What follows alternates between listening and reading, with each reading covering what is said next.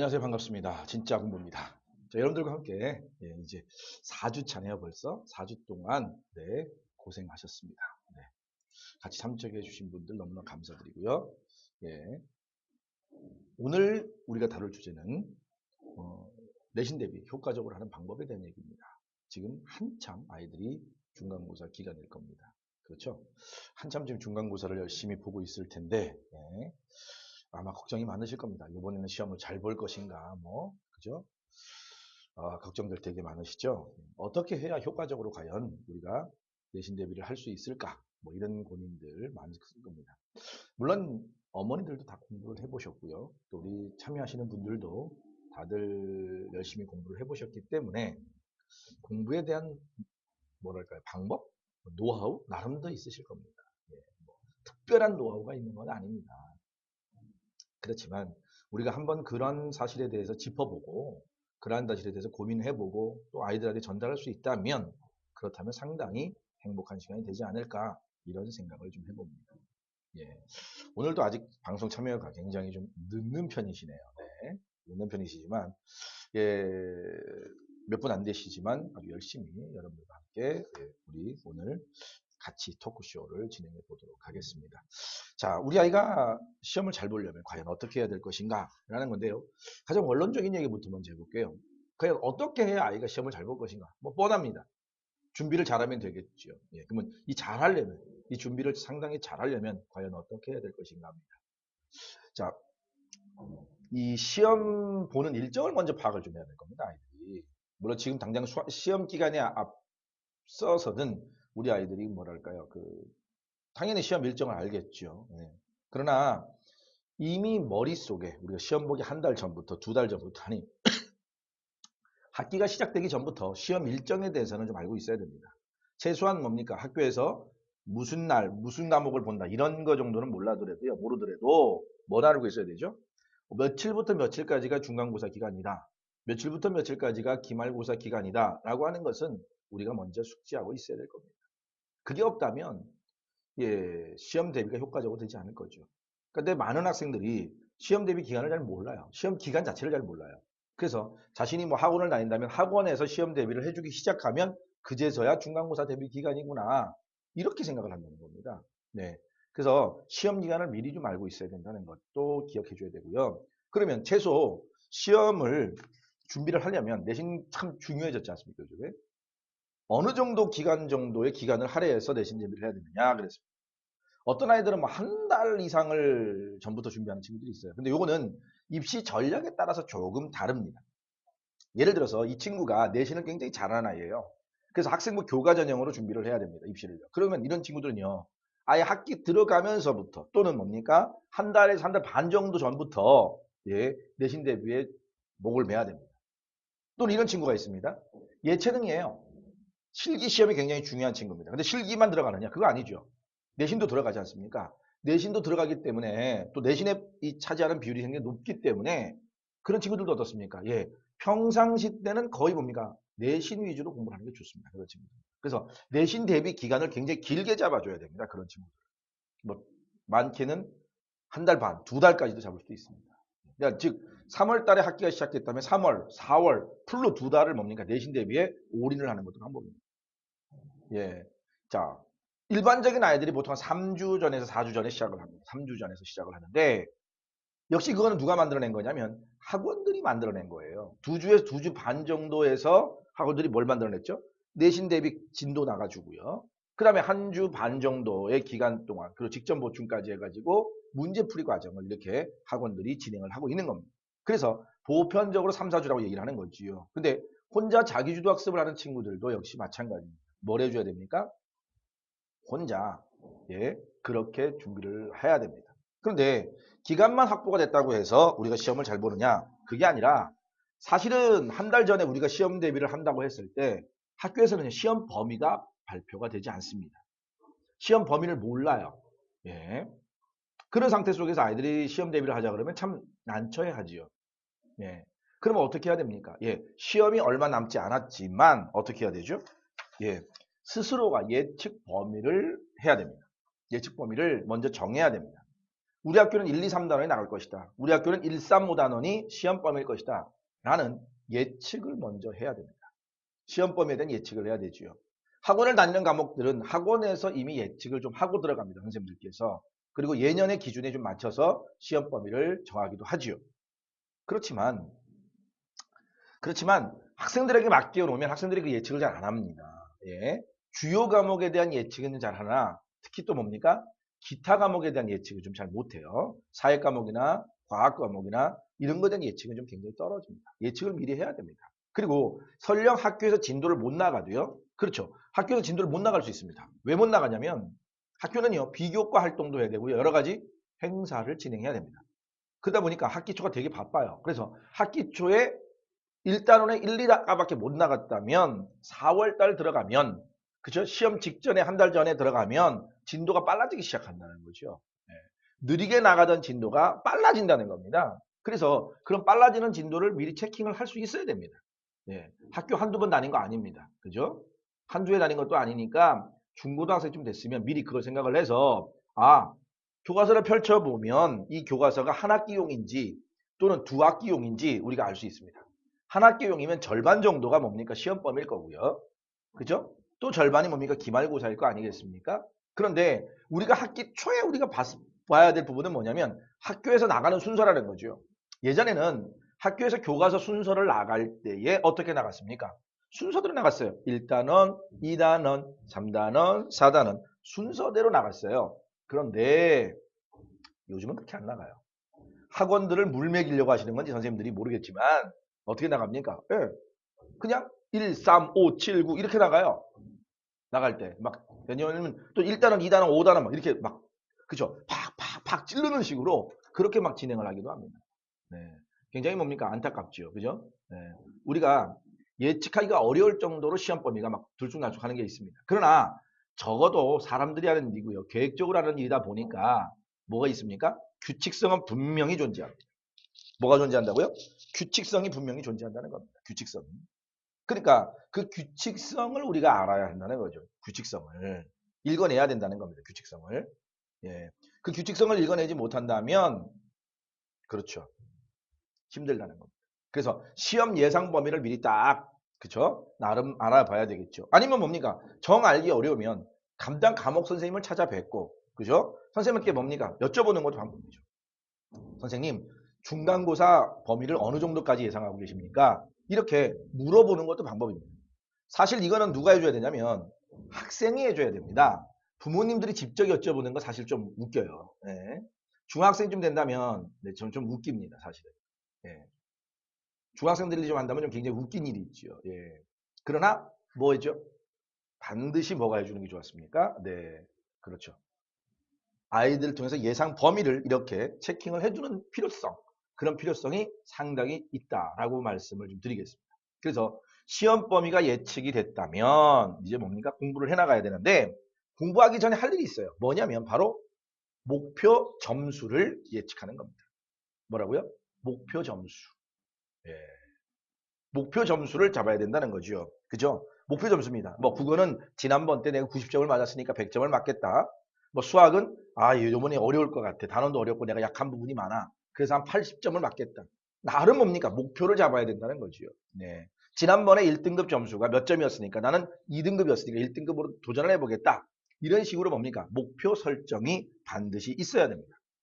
목표 점수에 대한 설정. 이게 굉장히 많이 필요하다는 거죠. 예. 그거를 좀 말씀을 드리고요. 자, 목표 점수가 어느 정도 쓸 수 있겠죠. 물론 이 목표 점수는 담임에 따라서 상담을 하거나 아이들 면담을 할 때에 목표 점수를 어떻게 하십니까? 예. 요구하시는 선생님도 있고요. 예. 정하시는 분들도 계시지요. 네. 그렇게 목표 점수를 아이가 정할 수 있도록 안내를 해 주셔야 됩니다. 제일 중요한 일이죠. 예. 단, 이 목표 점수는 예상 시험 범위에 준해서 해야 된다는 거예요. 지난번에 당장 뭡니까?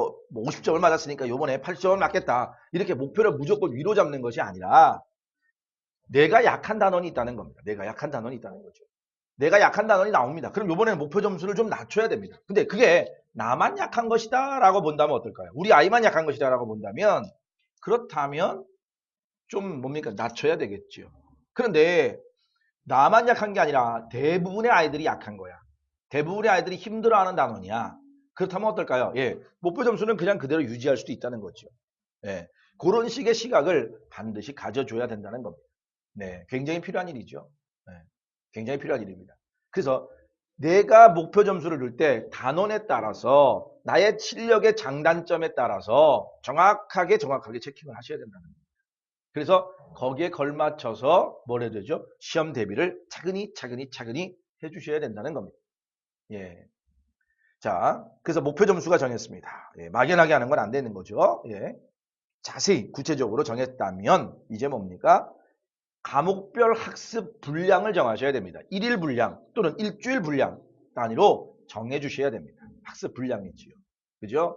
자, 예를 들면 학원에서 일반적으로 쓰는 마트 패턴을 아까 말씀을 드렸는데요. 4주 동안 시험 대비를 한다고 했을 때 2주에서 2주 반 정도를 뭡니까? 기본 진도를, 개념을 익히는, 기본 진도를 익히는 단계입니다. 그 다음에 뭐가 되죠? 예, 나머지 한 1주 반에서 2주 정도가 문제풀이죠. 문제풀이는 뭡니까? 막 문제를 풀어나가는 과정이기 때문에 학습량이 상당히 많죠. 그죠? 페이지수가 많죠. 예, 쌓이는 건 이렇게 많지만 문제 개념을 익히는 과정에서도 뭡니까? 예, 내가 2주 동안 개념을 익히겠다 한다면 시험 예상 범위를 2주 동안 다 봐야 된다는 소리입니다. 2주 반 만에 다 봐야 된다는 소리죠. 그럼 내가 얼만큼의 진도를 나가야 될지가 정해진다는 겁니다. 그게 안 되면 시험 내신 효과 없습니다. 네, 효과 없습니다. 제대로 할 수가 없는 거죠. 그래서 그 학습 분량을 과목별로 특히 주간 단위로 하는 게 좋아요, 사실은요. 주간 단위로 정해지면 당연히 일일 단위로 정해지겠지요. 그죠? 그런데 이제 사탐 과목이라든지 이런 과목들은 매일 공부할 필요가 없잖아요. 그죠? 그러니까 주간 계획으로 학습 분량 어디까지 이번 주는 끝내겠다. 다음 주는 어디까지 끝내겠다. 이런 목표치를 두고서 공부를 할 수 있다는 거지요. 그죠? 자, 근데 이렇게 학습 분량을 정할 때 우리가 또 고려해야 될 부분이 있습니다. 뭐냐면 학교에서는 진도를요 무조건 교과서만 가지고 나가는 게 아니라는 사실이지요. 예, 교과서만 가지고 나가는 사실이 나가지 않기 때문에 우리는 뭘 해야 되죠? 그죠? 부교재 또는 보충 프린트 이런 것들을 다 챙길 줄 알아야 합니다. 그죠? 이게 잘 안 돼요, 남학생들이. 문제는 이 남학생들이 참 문제예요. 저도 남자지만 참 문제입니다. 치밀하지 못해요. 근데 요즘에 남학생화되어가는 여학생도 문제예요. 예. 생긴 건 이쁘장하게 생겨가지고 여학생인데요. 하는 짓은 보면 뭡니까? 여기저기 흘리고 다니고 이런 거 보면 꼭 뭡니까? 예, 여학생이 남학생 같은 아이들이 좀 있지요. 예, 특히 요즘에 이제 아이들의 그 가방 무게를 좀 덜어준다고 학교에 사물함이 있습니다. 그래서 아이들이 책이나 교재를 다 사물함에 넣어놓고 다녀요. 이렇게. 특히 교과서 사물함행이죠, 다. 그죠? 예, 사물함에 넣어놓고 오기 때문에 집에 와서 공부를 하려고 보면 뭐가 없습니까? 프린트가 없어요. 교과서가 없어요. 아주 굉장히 사소한 생활 관리인데요. 그게 잘 안 된다는 겁니다. 예. 자, 그런 것이 조금 체킹이 돼야 됩니다. 오늘 내가 국어 공부를 하고 있는데 국어 교과서가 사물함에 잠자고 있다. 어떻습니까? 공부할 수 있을까요? 내신 대비가 될까요? 그럼 아이들은 그러죠. 문제집 갖고 하지요. 예. 참고서 갖고 하지요. 이렇게 얘기합니다. 예. 제일 기본적인 건 뭡니까? 교과서예요. 교과서. 왜? 그 문제는 선생님이 학교 선생님이 내시는 문제지 학원 선생님이 내는 것도 아니고요. 참고서 저자가 출제하는 것도 아닙니다. 그러니까 당연히 누가 해야 되죠? 당연히 교과서를 먼저 봐야 되는데 그게 잘 안 된다는 거죠. 네. 제가 교과서 얘기가 나왔으니까 조금 얘기를 하겠는데 사실 내신 대비는 교과서로 시작하고요. 중간에 뭡니까? 문제집이나 참고서나 뭐 그렇죠. 여러 가지 기출 문제라든지 이런 것들을 푸는 과정이고요. 마지막에 다시 또 뭡니까? 리턴? 교과서로 리턴하는 겁니다. 예. 그래서 교과서로 시작해서 교과서로 끝나는 게 내신 대비인데 많은 학생들이 거기에서 우를 범한다는 거예요. 특히 상위권이지 않은 아이들, 항상 중위권에서 머물러 있는 아이들의 특징이 그거란 얘기입니다. 교과서로 시작하지 않고요. 참고서로 시작하고 학원 교재로 시작해서 학원 교재로 끝나. 예, 이런 친구들이 고득점이 잘 안 나와요. 예. 왜? 출제자의 출제 경향을 읽어야 되는데 그걸 전혀 못 읽는다는 거죠. 학교 선생님이 출제하는데 그 사람이 쓴 그쵸 강의한 내용은 신경 쓰지 않고 다른 사람이 강의한 내용이 알아듣기 쉽다고 그것만 가지고 공부를 한다는 거죠. 굉장히 어리석은 일입니다. 네. 그래서 기본적으로 준비가 작업이 이게 필요하다는 겁니다. 네, 기본 준비 작업. 다시 말씀드리지만 맨 처음에 뭘 해줘야 되죠? 내신 대비 위해서 시험 일정을 파악하라. 며칠부터 며칠까지 시험이다. 네. 요런 시험 일정을 파악해줘라. 요거는 학부모 총회만 나가보면 학교 학사 일정표를 다 나눠줍니다. 예. 거기서 정확하게 달력에 표시해 놓고 기억해 두고요. 자기 상황에 맞춰서 내가 예체능이다 하면 좀 길게 내가 일반적인 아이라면 한 3주에서 한 달 정도를 내신 대비 기간으로 잡아야 한다라고 말씀을 좀 드렸습니다.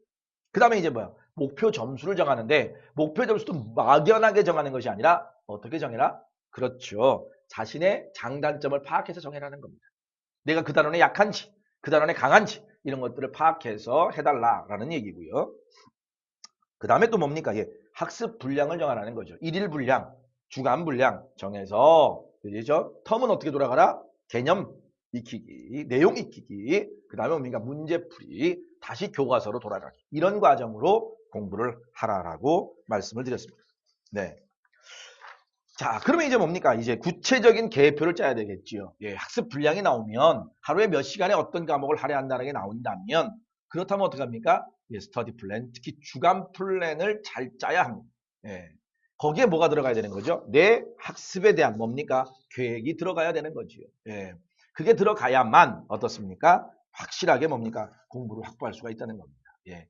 자, 근데 이런 친구들이 있어요. 학원에서 국영수를 하고 왔습니다. 그러니까 내 가방 속에 뭐가 들어있죠? 국영수 문제집이 들어있습니다.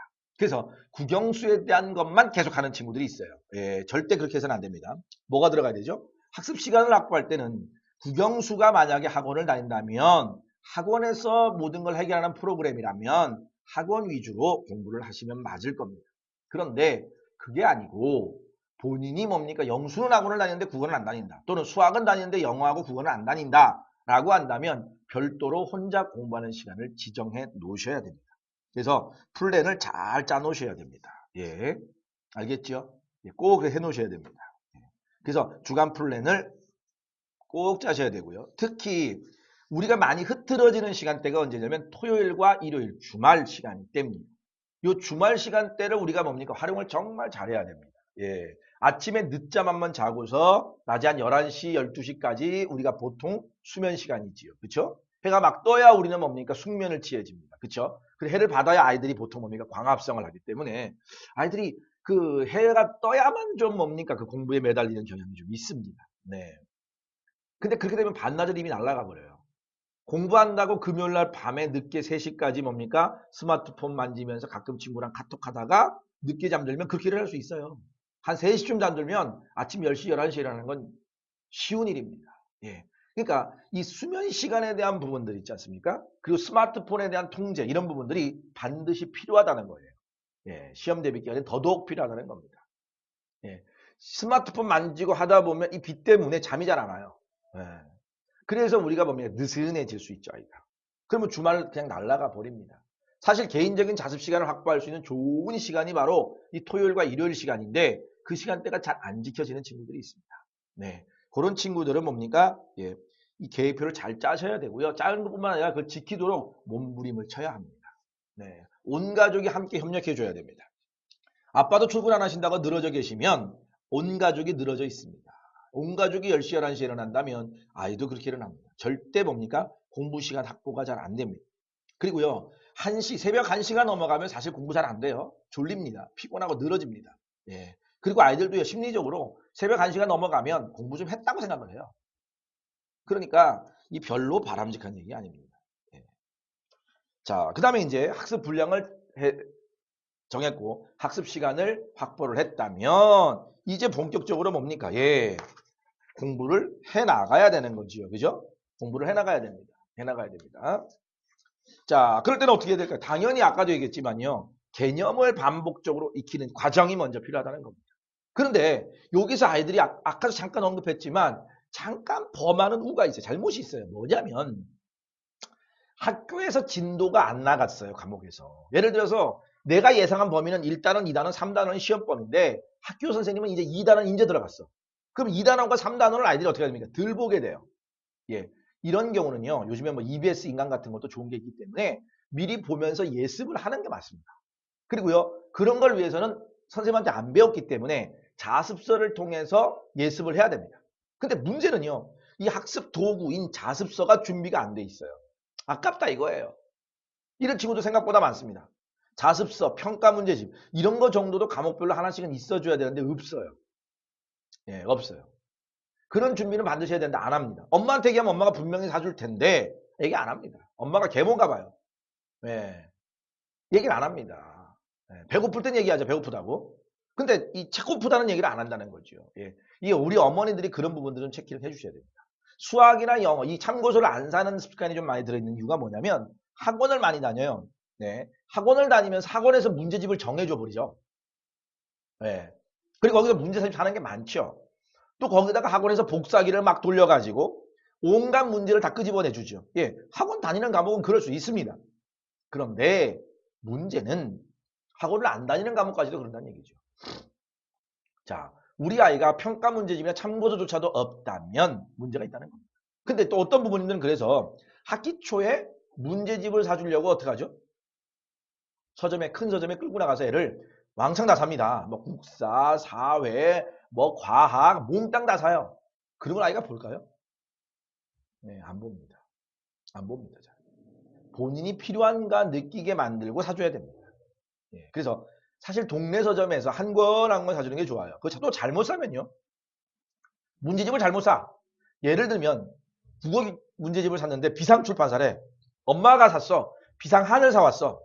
근데 우리 학교 교과서는 비상우야. 이럴 수 있다는 거죠. 똑같은 출판사에서 검정교과서로 통과된 교과서 문제집이 여러 권이 있어요. 헷갈립니다. 생각보다 헷갈려요, 이거. 네. 생각보다 헷갈려요. 또 요즘에 뭡니까? 아이들, 고등학교 아이들, 중학교 아이들이 교과서가 2009 교육개정안으로 바뀌고 있는데요. 2015 교육개정 또 바뀌어요, 좀 있으면. 네, 또 바뀌어요. 그러니까 예년에 선배들이 뭐 비상출판서를 썼는데 요번에는 천재교과서를 쓸 수도 있다는 겁니다. 예. 그러니까 확실히 또. 예. 그리고 사실 중3 아이들이 천재를 썼다고 해서 밑에 학년이 교과서가 잘 안 바뀌긴 해요. 근데 바뀔 수도 있습니다. 그렇기 때문에 아이들이 학교에 들어간 다음에 참고서를 동네 서점, 학교 앞 서점에서 사주는 게 맞습니다. 예. 학교 서점에 전화번호 알아서 해서 우리 아이 교과서 어느 학교 다니는데요. 그럼 딱 알아서 준비해줘요, 사장님이. 반품도 쉽고요.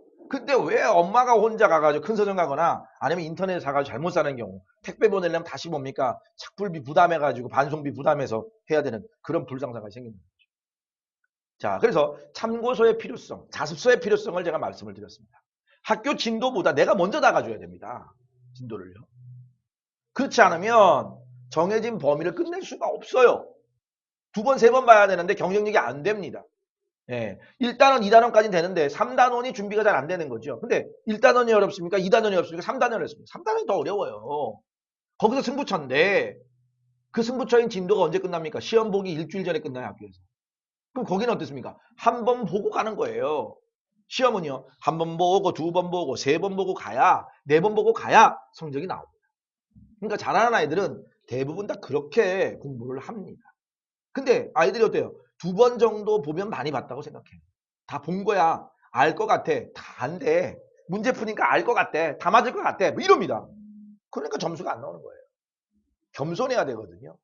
답지 하나하나에 왜 그것이 답이 아닌지, 오답인지 알아내야 되는 과정을 가져야 되는데 그렇지 않는다는 거예요. 주도 면밀하게 해야 되는데 그렇지 않는다는 거예요. 예. 알겠죠? 자, 특히 요즘에는요, 좀 문제가 나오는데 또 어떤 문제가 많이 나오냐면 서술형 문제가 상당히 많이 나옵니다. 서술형 문제가. 물론 학교에 따라서 서술형의 채점 문제 애로점도 있고요. 또 서술형 채점에 있어서 어떤 평등성의 문제가, 형평성의 문제가 제기되기 때문에 서술형을 쉽게 출제하는 학교도 있습니다. 그러나 또 어떤 학교들은 뭡니까? 서술형의 배점을 크게 하고요. 모범 답안을 적어놓고 채점 기준을 마련해 놓은 다음에 그 모범 답안에 똑같아야만 10점짜리라면 10점을 다 주는 경우입니다. 근데 사람이 옮겨서 적는데 서술형 문제를 어떻게 토시 하나 안 틀리고 똑같이 적을 수가 있겠습니까? 쉬운 일이 아니거든요, 이게. 그러면 조사 하나가 틀려요. 그러면 1점 깎이는 겁니다. 그러니까 만점을 안 주겠다는 전략이지요. 그런 식의 전략을 피는 학교도 생각보다 많습니다. 예, 아주 많아요, 생각보다. 그럼 우리 어떻게 됩니까? 그걸 알고 있어야 된다는 거지요. 그냥 내 습성 그대로, 이 모습 그대로, 그냥 그대로 시험을 보러 가게 되면 절대 지난번 성적보다 잘 나올 수가 없습니다. 예. 원리적으로 얘기한다면 성적, 내신 성적이라고 하는 건요. 학년이 올라가면 올라갈수록 떨어지는 게 맞아요. 당연한 일입니다. 떨어지는 게 당연한 일입니다. 왜 그러냐? 일단 난이도가, 교과 난이도가 어려워요. 그리고요, 학년이 올라가면 올라갈수록 잘하는 아이와 못하는 아이의 성적 차이나 실력 차이는 현격히 벌어집니다. 근데 실력만 벌어지고 성격만 벌어지느냐? 그게 아니고요. 못하는 아이들은 잘하는 아이들과 다른 점이 있습니다. 뭐죠? 옛 모습 그대로를 유지합니다. 근데 잘하는 아이들은 더 치밀하게 들어가요. 더 치밀하게 계획 짜고요. 더 치밀하게 합니다. 공부의 요령이나 노하우가 생기는 거죠. 예, 이 갭도 더 커지는 거죠. 그러니까 따라잡기가 어려워지는 이유가 거기에 있는 겁니다.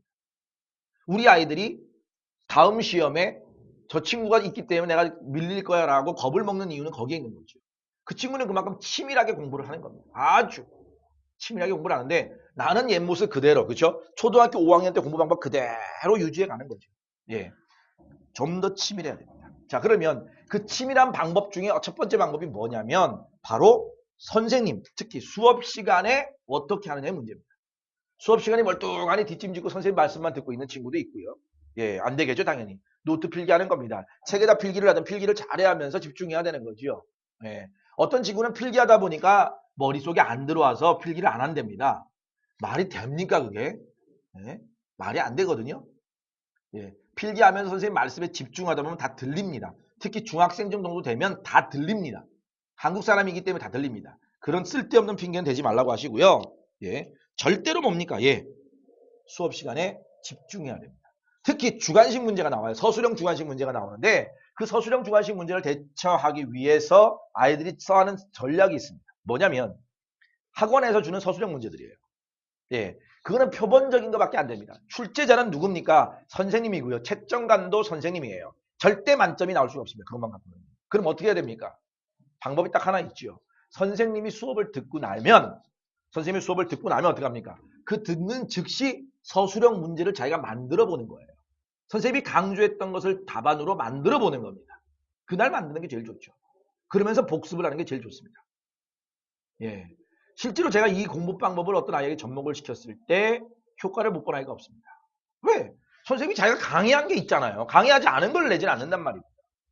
강의한 걸 가지고 서술형, 특히 서술형 문제는 그래요. 객관식 문제는 이 수능 문제형 스타일이 중학교까지 내려오면서 안 배운 것도 나올 수 있습니다. 그런데 답지나 보기에 충분히 나올 수 있죠. 안 배운 거를요. 왜? 읽으면 되는 거니까. 그런데 서술형은 안 그래요. 배운 거에 냅니다.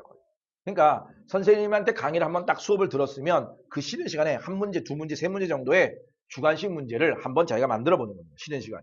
또는 점심시간에 만들어 보는 거죠.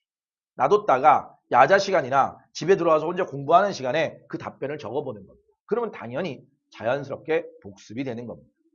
예. 그런 식의 공부 방법을 취해줄 때에 성적이 올라가는 거예요. 예. 결국 무슨 얘기냐면 교과서, 학교 선생님 위주가 되어야 되는데 뭐가 됩니까? 공부가? 학원 위주. 학교 선생님 말고 다른 선생님 위주, 과외 선생님 위주가 돼버리는 거죠. 그러면 70%, 80%밖에 적중을 못 시킵니다. 그러니까 똑같은 학원을 다녀요. 근데 A라는 학생은 100점을 맞고요. B라는 학생은 80점밖에 안 나와요. 70점밖에 안 나와요. 그 이유가 거기에 있는 거예요. 학교 수업 시간에 집중을 안 하는 거죠. 예. 물론 그 친구들이 갖고 있는 기본적인 내공이 실력 차이도 있을 수 있겠지만 그것보다 뭡니까? 학교 내신은 학교 수업 집중도, 복습 정도에 달려있다. 이렇게 말씀을 좀 드릴 수 있을 것 같아요. 자, 오늘 많이들 안 들어오시네요. 오늘 바쁘신가 봅니다. 시험 기회다 보니까 뭐 시험 감독 가신다는 분도 계시고요. 바쁘신 것 같아요. 그래서 열심히 합니다. 왜? 녹화 영상이라도 보시라고 열심히 지금 하고 있습니다. 예. 그리고 반드시 뭡니까? 중요한 개념을 교과서 개념 정리할 때에 공부를 했다면 이제 뭐 해줘야 됩니까? 예, 기본 내용을 암기해야 됩니다. 학교 시험은요. 암기력이 기반이에요. 암기력이 없이 안 됩니다. 달달달달달 해야 됩니다. 솔직히 말씀드리면 수학도 학교 내신 정도는요. 암기가 기본이에요. 교과서 문제, 익힌 문제 반복적으로 풀어서 외워줘야 됩니다. 그리고 어려운 문제 좀 풀어서 외워야 돼요. 기본적인 내용 해야 됩니다. 알겠죠? 예. 그 다음에 뭡니까? 예, 문제집을요, 푸는 거죠, 문제집은. 그 문제집은 평가 문제집 같은 게 제일 좋고요. 그죠? 그런 문제집들을 선택해야 됩니다. 예. 또 기출문제라든지 이런 게 있는데, 여기서 이제 아이들이 묻는 게 뭐냐면, 자기네 학교 기출문제를 풀려고 합니다. 예, 예전에는 그 습관이 맞았어요. 예. 그 방식이 예전에는 맞았습니다. 예. 근데 요즘에는 교육청에서 못하게 해요. 자기네 학교 3년 정도의 문제가 다 DB가 구축이 돼 있습니다. 모아져 있는데요. 그걸 보고서 내요, 선생님들이. 그 똑같은 문제 안 됩니다. 절대로요. 그때 아이들이 그럼 선생님 이 내용은 안 중요하겠네요. 작년에 나왔으니까. 이런 친구들이 있습니다.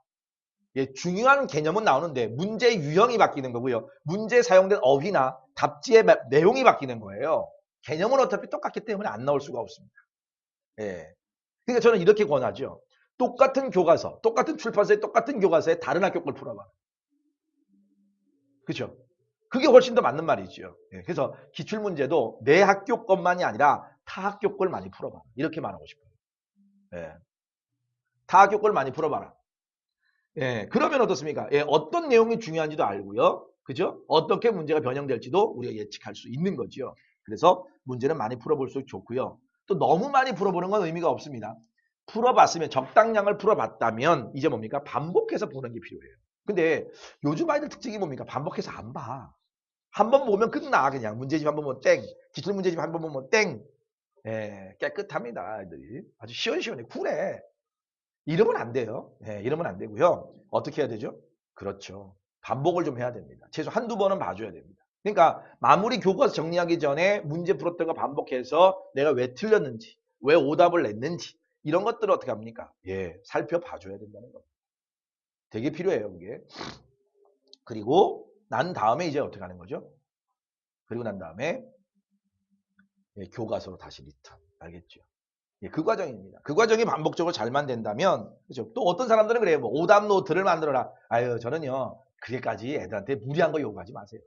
예, 오답 노트 정리하다가 시간 다 가요. 예, 말지노트 저 반 한 번 써가지고, 뭐, 오답 노트 이쁘게 정리하다 보면 시간 다 갑니다. 그럴 필요 없어요. 그냥 내가 풀었던 문제집의 그 빈 공간이 오답 노트다. 이렇게 생각하는 게 맞습니다. 거기다 포스트잇 붙이고, 그쵸? 첨가하고 이렇게 해가지고 뭡니까? 오답 노트를 만들었다 이렇게 생각하는 게 빠르지 오답 노트 따로 사가지고 정리 에이 시간이 없어 애들 피곤합니다. 그렇게까지 요구하는 것은 이론적인 얘기입니다. 이론적인 얘기예요. 예, 너무 이론적인 얘기입니다. 자 어때요?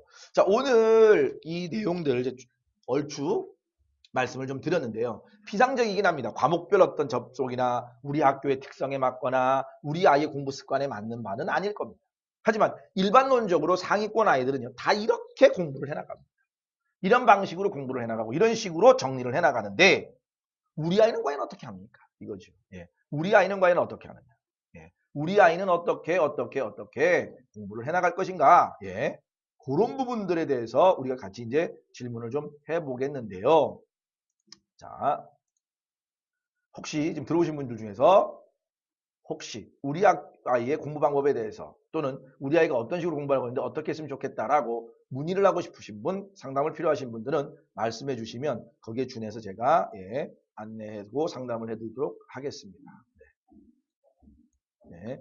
지금 아이캔두이님, 예, 우리 애청자세요, 그죠? 예, 들어와 계시는데 네. 질문 있으면 질문을 받도록 하겠습니다. 일반적으로 개괄적인 얘기들은 좀 말씀을 드렸습니다. 네. 그래서 도움이 되셨는지 모르겠는데요. 네. 제가 질문을 받도록 하겠습니다. 편하게 상담하셔도 됩니다. 네.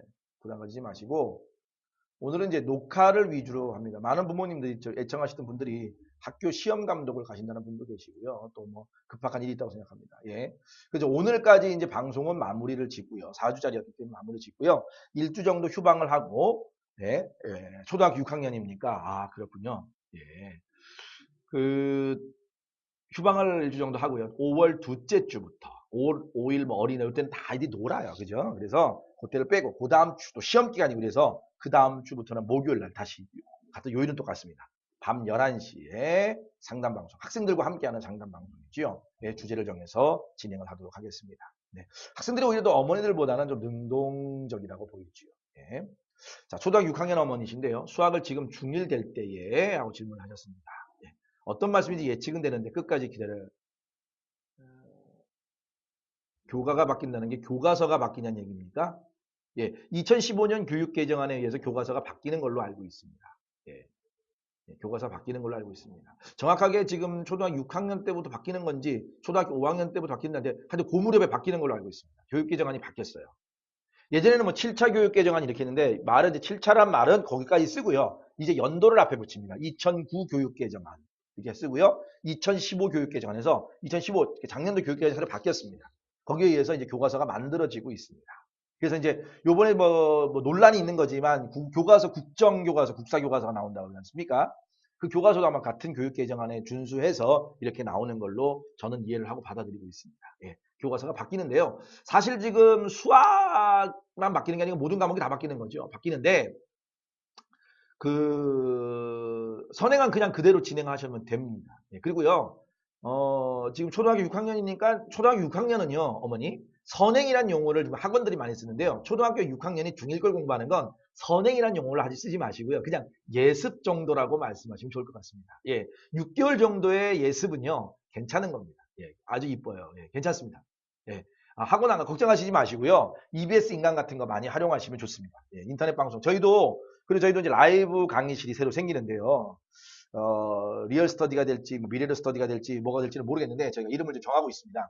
그래서 아예 여러 선생님들 같이 다 들어와서 하나씩 아예 과외식으로 진행을 할 계획입니다. 네. 진행을 할 거예요. 라이브 강의로 아이들한테 진행을 하는데, 생각보다 이게 솔루션이 상당히 괜찮은 것 같아요. 학생들한테도 그렇고, 비용적인 면에서도 부모님들도 상당히 부담 적고요. 또 저희 프로그램 자체가, 좀 자랑이 되는데, 프로그램 자체가 뭐냐면, 자기주도 학습을 도와주는 프로그램이에요. 그러니까 강사가 수학 선생님이 예를 들면 수학 선생님이 아이한테 무조건 개념 설명을 해줘요. 알아야 되니까 아이가 설명을 해주는데 아이가 풀게 하는 거예요. 숙제 같은 걸 줘서요. 일일 숙제를 줘가지고 아이가 풀게 하고 거기에 대한 해결책을 제시해주고 이런 프로그램으로 저희가 계속 구상을 하고 있습니다. 현재 제가 혼자 이제 라이브 강의를 해보고 있는데 저 역시도 강의를 그렇게 합니다. 아이들한테 맡기고 아이들이 질문하는 거 위주로 해결해주는 구조입니다. 그러니까 일반적으로 학원처럼 시종일관 처음과 끝을 선생님이 다 알아서 해주는 그럼 교재가 있겠죠. 예, 시중 교재를 활용할 수도 있고요. 선생님들이 프린트물을 사용할 수도 있고 그렇게 해서 아이들한테 끌어갈 겁니다. 예. 점차 학년별을 좀 넓혀갈 거예요. 예. 저희가 주로 포커스는 중등학생들한테 포커스를 맞추고 있습니다. 예. 지금 선행이란 부분 다시 말씀을 드리지만 선행이란 부분에 대해서는 6개월은 선행이 아닙니다. 그거는. 예습을 하고 가야 되는 거죠. 어차피 아이들이 학교에서 한 번 배우잖아요. 근데 한 번 배워서 우리가 공부를 한다는 게 쉬운가요? 어렵죠. 그러니까 선행이라는 개념보다는 예습입니다. 6개월 정도. 예. 정확하게 저희가 이제 5월 달에 시작을 하는데 중1학년이 시작될지는 제가 정확하게 모르겠어요. 선생님들이 맡아주실지는 모르겠는데 오히려 학원보다 저는 좋아요. 지금 요번에 내신 대비도 제가 진행을 직접 하고 있는데 내신 대비 먼저 진행을 하고 있는데 상당히 괜찮아요. 아이들 1대1로 시험 보충, 직전 보충까지 다 해주고 대신 제가 몸이 죽어나고 있죠. 예. 근데 사실 그때는 이제 스카이프 화상 통화로 아이들하고 1대1로 통화를 하는데 상당히 편해해요. 왜? 이동을 안 해도 돼요. 아이들이 편안한 추리닝 복장으로 밑에는 그 수면 바지 있지 않습니까? 수면 바지. 수면 바지 입고 있더라고 아이들이. 선생님 프린트 좀 갖고 올게요 하고 가는데 수면 바지 입고 있더라고. 야, 너 수면 바지 입고 잘 나가 그랬더니 아니래 집에서 편하게 입고 있다고 그러더라고요. 아주 좋더라고요. 아주. 예. 아이들의 민낯도 다 볼 수 있고요. 중학생들은 너무 좋더라고요. 굉장히 가까워지더라고요. 생각보다. 아이들하고 요즘에 톡도 많이 하고요. 그래서 톡도 많이 하고 막 대화도 많이 합니다. 그런 식의 공부를 좀 할 수 있다면 그리고 실제로 선생님들이 학원처럼 막 문자도 보내고 연락도 하고 다 합니다. 그러니까 앞에서 선생님이 침이 직접 나한테 튀겨서 얼굴에 맞느냐 안 맞느냐 차이뿐이지 나머지 다 똑같아요. 해보니까. 안 되면 막 선생님 바로 그 자리에 전화도 합니다. 초육이 아니고요, 어머니. 그럴 경우는 중학생입니다. 중등부로 들어가지. 그러니까 일종의 이제 사교육이잖아요, 저희도. 학업교 교육이 아니면 다 사교육입니다. 뭐 사단법이냐든 비영리가든 그냥 사교육에 분류가 되는데 사교육은 제가 말씀드린 한 학년이 좀 빨라요. 미국식이라고 보면 돼요. 그러니까 초등학교 6학년이 여름방학쯤 되면 6월달, 6월달 되면 중1 과정을 공부합니다. 누구든지 다. 예. 그러니까 중학교 1학년 과정을 저희가 이제 개설하는 부분은 이제 다음 주에 저희가 회의를 해서 의논을 하게 될 거예요. 예. 그러면 가능하면 저희가 초등학교 6학년 중1 예비반들 까는 쪽으로. 그러니까 지금 모든 포커스 수업 계획도 저희가 직원 학년이 아니고요. 예비 학년 기준으로 저희는 준비를 하고 있습니다. 사실은. 그래서 뭐 국어, 영어, 수학 다. 뭐 국어 같은 경우는 사실 이제 논술반 같은 거 하면서 시험 대비반만 따로 운영을 하는 구조를 하고 있거든요. 그러니까 초등학교 6학년 같은 경우는 뭐 얼마든지 제가 개설을 할 수 있어요. 제가 개설을 할 거니까 할 수 있을 것 같습니다. 굉장히 필요한 과목이니까. 수강료는 뭐 궁금하실 텐데 노골적으로 말씀을 드리면 10만 원에서 20만 원까지로 저희가 한정을 하고 있습니다. 강의료를 자체를 한 달에. 그 정도로 계획을 잡고 있습니다. 그러니까 이제 20만 원은 고등학교 학생들 뭐 수리 논술이나 논술 같은 것들이고요. 첨삭이 다 돼야 되니까. 그 외에는 다 10몇만 원대로 수강료를 책정을 하고 있습니다. 지금 현재 저는 중등 논술은 12만 원을 받고 있습니다. 보통 한 15만 원에서 12만 원, 이 정도가 학과 과목을 선정을 할 계획입니다. 그러니까 부모님들도 부담이 확 줄죠. 그리고 강사진들은 대치동, 목동 쪽에서 강의하시는 분들이세요. 네, 그분들한테도 제가 이 솔루션, 제가 하는 거를 보여줬더니 너무 재밌어하더라고요, 선생님. 그래서 돈보다는 재미로 한번 해보겠다. 이런 경향이 있고요. 뭐 책임감이 있고 있는 프로들이기 때문에 책임감 있게 좀 해주실 것 같습니다. 애들 눈높이에 맞춰서 준비들을 하고 있으니까 아마 주변에 좀 홍보를 많이 해주세요. 그리고 이게 이제 아프리카 TV로 하는 게 아니고 지금까지는 아프리카 TV로 이제 거의 뭐 봉사 차원에서 했는데 이제 그게 아니라 저희 자체 사이트가 오픈이 됩니다. 그러니까 인터넷 방송 법적으로는 원격 학원이라고 하는데요. 원격 학원은 수석을 저희가 밟고 있습니다. 그래서 뭐 메가스터디는 아니더라도 그렇죠? 뭐 그런 식의 기초 작업을 저희는 해나갈 겁니다. 그리고 자기가 빠지면은 홍보만 계속 하네요. 제가 빠지게 되면 이제 그 다시 동영상 립을 볼 수 있도록 인강처럼 볼 수 있도록 해놓으면 보고 있습니다. 볼 수 있도록 해놓습니다. 그러면 아이들이 이제 얼마든지 볼 수 있고요. 그러니까 오늘 아파서 못 봤다. 뭐 친척집 갔다가 과감하게 빠지는 거죠. 선생님한테 말씀드리고 말씀 안 드리면 엄마한테 전화 엄청 갑니다. 선생님이 직접. 그래서 이제 그렇게 하고 이제 그 출석 체크도 합니다. 다 출석도 불러요, 아이들. 모니터에 다 뜹니다, 아이들이. 그러면 안 오면 전화합니다.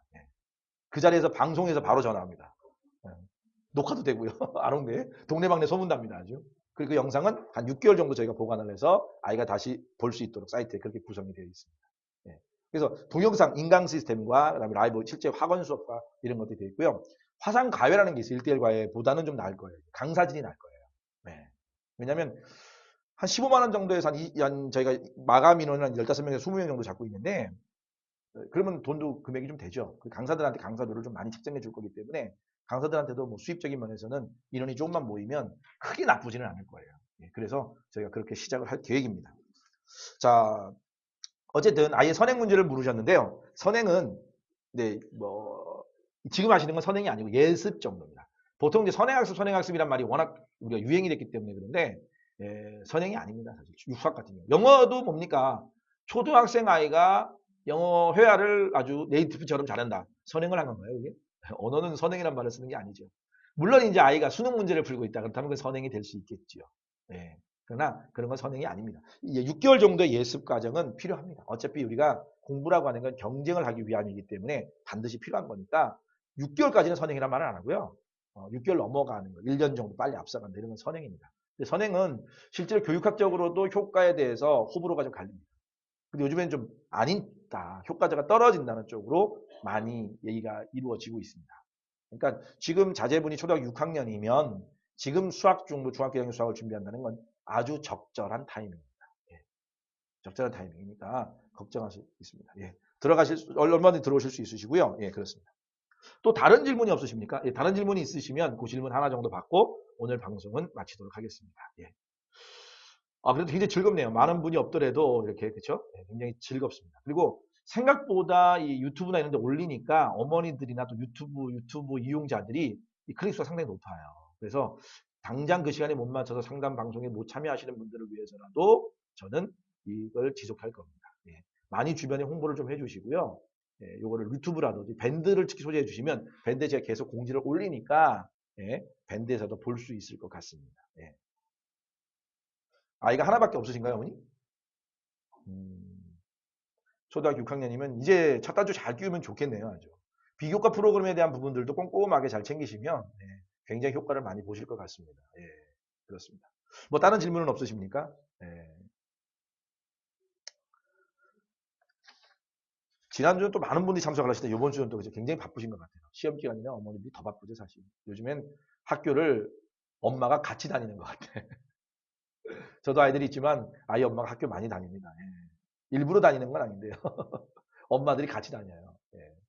학교 활동도 좀 사실 아이를 특목고를 계산을 하고 계실 수도 있으실 것 같아요. 이 정도 교육 열정이라면 자사고나 외고 같은 데 가는 게 좋지 않을까. 근데 뭐 내신에 불리함이 있지 않을까 이런 우려 같은 것들이 많으신데요. 우려보다는 지금 초등학교 6학년이고 중학교 1학년이니까 제가 말씀을 드린다면 목표는 그렇게 두세요. 원서 안 쓰면 됩니다. 최종적으로. 원서 쓸 때까지는 그렇게 준비하시는 게 맞습니다. 밴드에서 보셨는지 좋겠는데 제가 이제 그 모 학원에 광명에 있는 모 학원에 이제 그 중등학생들 대상으로 특목고 외고라든지 자사고 진학반을 담당을 하게 되는데 제가 그 어머니한테 강조할 내용이 뭐냐면 그거예요. 목표를 무조건 두라는 거죠. 떨어져도 시험 보라고 얘기하고 싶습니다. 봐야 돼요. 아이가 싫어할 겁니다. 부담스러워할 거예요. 근데 떨어지더라도 하라고 하세요. 어차피 뭐 대학이 지상낙원은 아니지만 우리 중고등학교 교육의 가장 큰 축이 대학 입시거든요. 사실 인식상에서. 그렇다면 예, 그쵸. 꼭 반드시 특목고가 목표를 두는 게 좋습니다. 안 가더라도. 예. 지역에 있는 곳을 무엇을 보고 가장 보고 선택해야 될까? 일단은요, 학교의 커리큘럼하고 학교의 인지도죠. 그리고 우리 아이가 가려고 하는 어떤 계열하고 연결돼야 됩니다. 뭐 예를 들면 우리 아이가 자사고를 가야 될 것 같은데 이과가 강한 이과 쪽으로 진학을 할 것 같아가지고 대학 갈 때 그렇다면 뭐 상상고등학교 이런 학교가 좋겠죠, 그죠? 근데 우리 아이가 문과로 갈 거예요. 그러면 뭡니까? 외고나 국제고도 좋습니다. 예. 그렇죠. 또 공립외고나 국제고가 공립외고나 국제고가 괜찮아요, 생각보다. 왜냐하면 일단 등록금이 저렴합니다. 공립이니까. 등록금이 저렴하고요. 그 다음에 그 공립국제고나 외고 같은 경우는요. 뭐가 많냐면 비교과 프로그램이 굉장히 활성화되어 있어요. 뭐 예를 들면 세종국제고 같은데 이런 게 많이 되어 있습니다. 왜일까요? 정부에서 만든 거기 때문에 정부 교육 방침이 그대로 전달됩니다. 지금 교육부에서는 뭡니까? 학생부 종합전형을 팍팍 밀고 있거든요. 네. 언론에서는 물론 학생부 종합전형 문제 많다. 이런 얘기도 많은데 사실 현장에서 학교 현장에서는 그렇지 않아요. 학생부 종합전형 때문에 학교 현장이 많이 달라지고 있다는 경향이 많습니다. 그러니까 앞으로 입시의 대선 학생부 종합전형이 될 가능성이 제 생각에는 80%에서 90%는 없습니다. 예, 계속 강화될 가능성이. 그러니까 그 비교과 프로그램이 잘 되어 있는지 그리고 전년도 실적은 어떤지 학교에서 이런 것들을 생각해 주시면 됩니다. 그래서 선택을 하신다면 현명한 선택이 될 거라고 봅니다. 근데 웬만한 자사고나 국제고는 잘 돼 있어요. 네, 잘 돼 있어요. 잘 돼 있으니까 그런 생각을 좀 해보시면 좋겠고 자녀가 만약에 여학생이라면 기숙학교보다는 통학형이 좋고요. 남학생이라면 뭐 기숙학교도 그리 나쁘지는 않을 것 같고요. 네, 그런 것들을 하면 되겠고 나중에 이제 고등학교 선택에 대한 부분도 저희가 이제 밤 11시가 될지 아침이 될지는 모르겠지만 방송할 때 한번 방송을 좀 제가 해서 상담 방송을 진행할 테니까 그때도 좀 애청해 주셨으면 좋겠습니다. 자, 그러면 중등 내신 관리 꼼꼼하게 잘해야 되죠. 근데 중학교 1학년 내신은 안 들어가니까 워밍업 과정이라 생각하시면 되고요. 2학년, 3학년 과정입니다. 중학교 1학년 과정은 그리 내신에 연연하지 마시고 아예 진로부터 꼼꼼하게 좀 챙기셨으면 좋겠습니다. 아예 진로. 혹시 진로 심리 검사 이런 것들 좀 해보셨나요? 통해서 아예 진로부터 좀 꼼꼼하게 잘 좀 챙기시고 하신다면 아이가 덜 혼란스러울 것 같습니다. 이 진로 문제에 대한 고민과 이게 학교에 진로 수업이 많다 보니까 요즘에 진로 고민을 상당히 많이 해요, 애들이. 뭐 예전에도 했지만 그냥 몰라서 그냥 넘어가던 시절도 있었어요, 예전에는. 근데 요즘에는 진로, 그죠? 목표 대학, 목표 이렇게 얘기하다 보니까 아이들이 진로에 대한 고민을 생각보다 많이 해요. 근데 나이가 어리다 보니까 진로를 경험해 본 적이 없죠. 그래서 아이들이 잘 못 정합니다. 그래서 그 진로에 대한 고민이 1학년 때, 2학년 때, 3학년 때 계속 가다 보니까 아이가 사실 어떤 템포를 놓칠 수도 있습니다. 그래서 아이의 관심사라든지 이런 것들을 주도 면밀하게 가능하시면 무료 사이트도 되게 많아요. 무료 사이트도 많고 저희 같은 경우 화상으로 이제 한 5만 원 정도만 주면 제가 직접 무료 사이트에 산 것도 상담을 해드립니다. 그런 프로그램도 있으니까 그렇게 해서 아이가 한 1년에 한 번 정도 상담을 받으시는 게 좋아요. 왜? 아이가 많이 바뀌어요. 특히 이제 중학교 한 2학년쯤 되면 사춘기가 오니까 중1 때, 중3 때, 뭐, 요렇게는 아마 진로 심리 검사를 통해서 아이를, 왜냐면 자의식이 생기기 때문에 중학생이 되면 아이가 엄마한테 모든 얘기를 다 안 해요. 걸러서 얘기합니다, 아이가. 그래서 아이의 심리를 엄마가 100% 몰라요. 네. 그래서 좀 그 진로 상담을, 진로 검사를 통해서 아이의 진로를 어느 정도 규정하고 확정하고 윤곽 잡고 가시는 것이 아마 제가 보기에는 중학교 1학년 현행보다 더 중요한 문제가 아닐까 이런 생각을 해봅니다. 이 정도 말씀을 드리고 오늘 방송은 마치도록 하겠습니다. 자, 고생 많으셨고요. 다음 주는 이제 방송이 없고요. 그 다음 주부터는 밤 11시로 가서 학생들과 특히 고등학생들이 좀 많겠죠. 그죠? 고등학생들과 함께 진로 선택의 문제라든지 여러 가지 문제들 주제를 가지고서도 상담 방송을 진행하도록 하겠습니다. 예, 감사했습니다.